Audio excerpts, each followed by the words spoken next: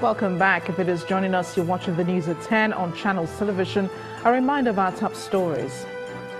Residents of flood-ravaged Makurdi seek government's intervention to return to their homes. 17-year-old housewife arrested in Bauchi State for allegedly killing her 2-week-old stepson. President Muhammadu Buhari receives his old classmates in Daura, while Vice President Yemi Osinbajo hosts Muslim faithful in Abuja. And U.S. President Donald Trump and other world leaders condemn North Korea after it tested what it says as a more advanced nuclear weapon.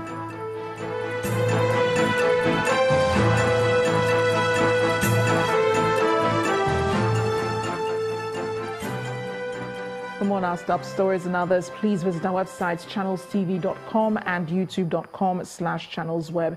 You can also watch us on the go on your mobile device. Log on to m.channelstv.com or download the Channels TV app for Android, iOS and Windows phones from their respective stores. The Channels TV and Channels 24 app will give you access to news and updates. You'll also have access to the Eyewitness feature with which you can share those pictures, videos or news of happenings around you. Just install the app, then tap and swipe to reveal the menu and follow the instructions. To the pictures you sent in, let's begin with this image from Ikorodu in Lagos State showing the bad state of road there. The rehabilitation, according to our Eyewitness, was started many years ago but has been abandoned by subsequent administrations. He wants the Lagos State government to come to their aid. Next is these sets of pictures from Queenstown in Opobo River State showing an eroded coastal area.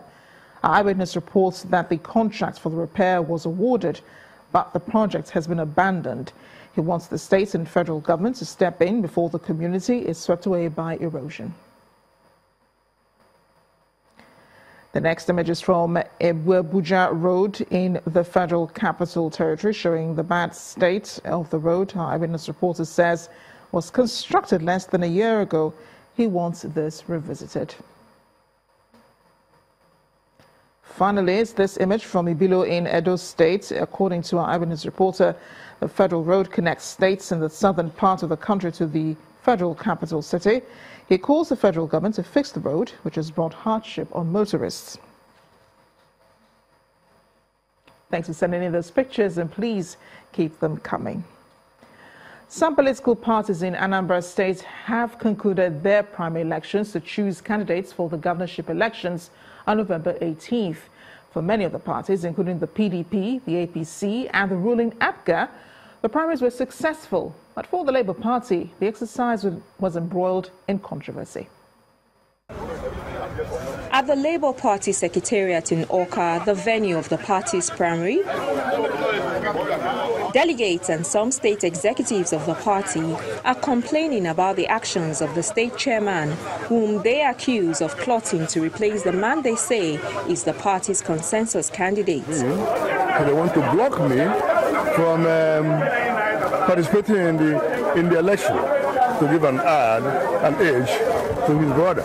I know that Okenemo will be the candidate of this party. His name will be submitted.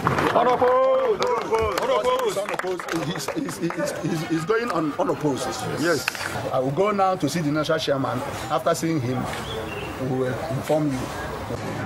Meanwhile, a parallel primary is held in another location in Awka, where the Labour Party's national chairman, Abdulkader Abdulsalam, declares a female journalist as the party's candidate. Our primary took place here between the hours of 9 a.m. to the hours of around 12 or so. And you know, we have a system of voting here. It's either by affirmation, acclamation, or by show of hands. And what we did this morning was by show of hands. The emerging flag bearers from the Allied Congress Party of Nigeria, ACPN, the Young Progressive Party, YPP, the Accord Party, AP, and the Hope Democratic Party, HDP, are already speaking of their plans if they emerge victorious at the polls. Since the time of Mbadinuju till date, no water in Anambra State. These are the things I have to tackle. I will assure you that we'll all be there. YPP will take up Agwoka come November 18th. The APC candidate, Mr. Tony Nwoye, is even more emphatic in his conviction, but he also sues for peace and unity ahead of the November 18 polls. They are using a lot of things, ethnicity, religion, and everything. We are appealing to religious leaders in Anambra State. Let them be neutral. Religious leaders, the Catholics, the Pentecostal, the Anglicans. Let all the aspirants do their children. Let us go to the field.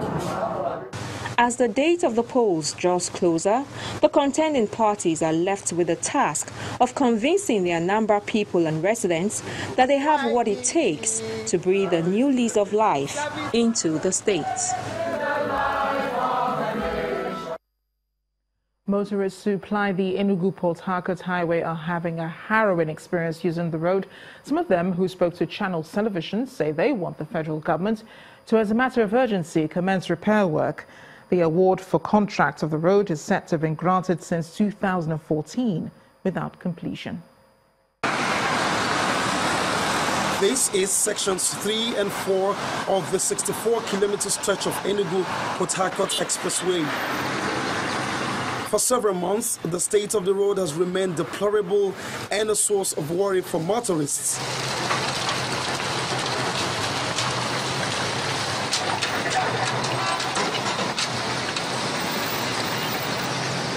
I nearly lost the car to fire because the bad road broke my car tank and fuel was spilling all over the place.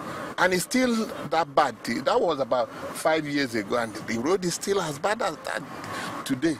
They kill almost something like 35 cows before this bad road. But now, they pass something like 10, 8, 7 because of bad road. People don't know they used to come and collect our meat. One of our motor entered sink for the road. He sink. The conductor entered under the motor. He's doing jack. He's jacking the motor, and then the road, the place can't sink. The jack can't sink. Mad the conductor. The conductor too is in a hospital now. There are indications that poor maintenance and negligence may be responsible for the state of the road. Plying some of the affected areas will take a big heart and big tires.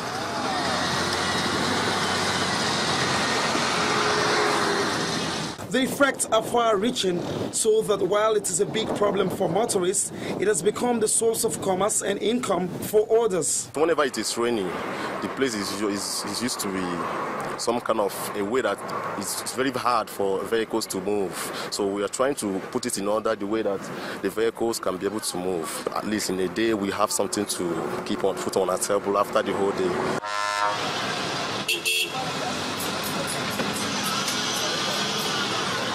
Seeking for answers, our crew visited the Federal Controller of Works Enugu State, who would rather not speak on camera, but hints that paucity of funds has slowed down the road that was awarded for reconstruction in 2014. Somewhat soothing, however, is that the road was captured in the 2017 budget. Hopefully, it should be a done deal by the end of year 2017.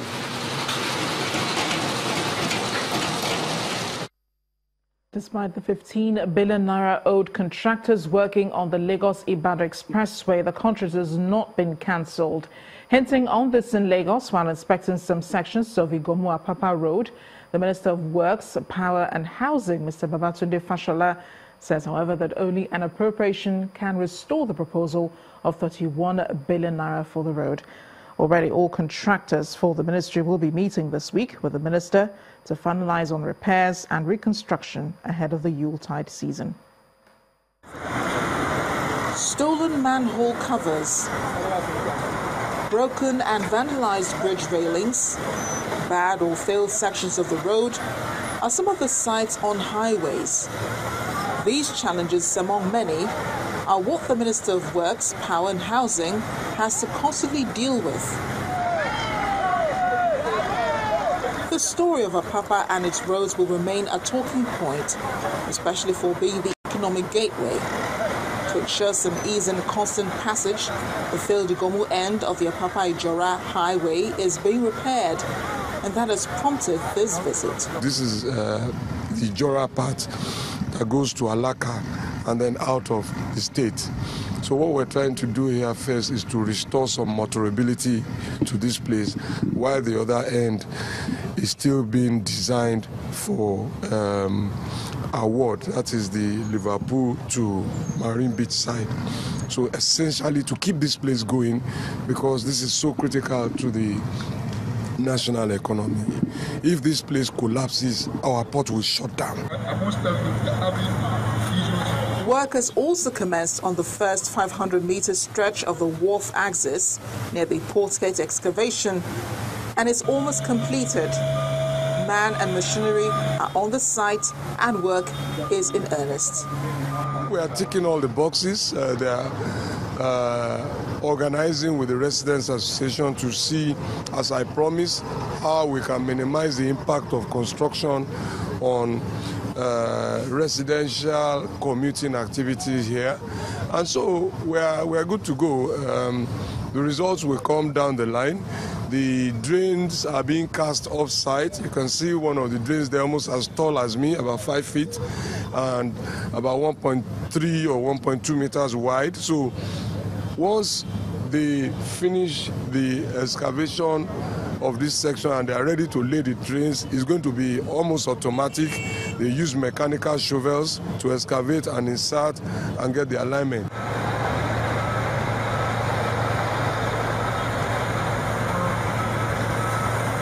Sometime in June this year, the federal government signed an MOU with a consortium of 3 entities for the reconstruction of the Apapa Wharf Road for 4.34 billion naira. The project has a 1-year duration. Staying with infrastructure, an extensive and reliable road transport network is crucial to manufacturing, retail, a robust agricultural supply chain, and other economic activities, all of which the people of Oko community in Oshimili South local government area of Delta State say they're being deprived of. They're putting this down to what they describe as government's neglect of the only major road to the community, which was first constructed in 1979 by the old Bendel state, cutting them off from major cities around the state. The suburb community of Oko is about 6 kilometers away from Asaba, the Delta State capital. Residents are predominantly farmers who practice animal husbandry, crop farming, as well as fish farming because of its location on the western banks of the river Niger.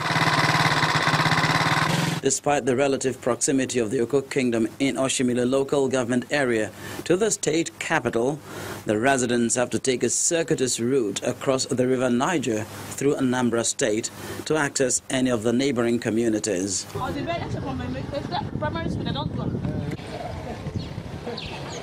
The only major road in and out of the community has been in a dilapidated state, flooded and rendered impossible almost all year round. Broken down motor vehicles and pedestrians commuting with difficulty are some of the challenges apparent on this road for over 30 years. Every time when rain fall, big problem for us. Motor no go enter our community again. This place is a small place. If you still go front now, you go see more places where the road no go. So the beg government, may they remember this our community side. Oko. As you see now, small time now, water go carry here now. No more road, no more machine, no more motor. We go follow water, they pass. The farmers in the area have for so long been hindered by non-existent road networks to connect them with larger towns and big markets, leading to loss of revenue. Instead, they have to rely on canoes and speedboats to convey their farm produce to neighboring markets. But because we know they no do the road, small time water go carry everything. Even as I'm talking to you now, I am is in the water. More than 40 or 50 years that there is no good road here. Even they went to the governor during the time of Ibori, the campaign, he came here, even Oduahatu came here saying that he's going to repair this road for us, but after that now there is nothing. All prove abortive. They didn't do anything for us. According to the traditional ruler of Oko community, the contract for the construction of the road was first awarded in 1979 by the then Bendel state. But then when Delta was created eventually in 1991, we thought it was a golden opportunity for this road that was abandoned to have continued. Reverse has been the case since then, with many excuses of money, no money, one thing or the other till today. Rehabilitation of the road had also been recently awarded and then abandoned by the NDDC, but the Delta State governor assures the people of his commitment to addressing their plight. It's important that you're careful how you take projects. You don't award a project that becomes an abandoned project. It's worse. I want to be sure that I'm taking things gradually. And if you don't, that road is going to cost several billions of naira. That's the truth. It's not a road that will cost 1 billion or 2 billion. It's a major road. And therefore, it's not something you just rise up and say, I'll award it just like that. But I'm very mindful because it's a promise I have made and I'm committed to my promise. A recent EU study shows that a good road system improves accessibility to job opportunities, aids movement of food surplus, reduces food price variations, improves farming practices, and helps the transition from subsistence farming to cash crops. It's therefore not out of place to ensure adequate attention is paid to improving road infrastructure in rural communities as a major link in the agricultural value chain. When the News at 10 returns, our community report tonight looks at how the residents of two communities in Cross River State are coping with the erosion that is fast washing away their communities. Do join us again.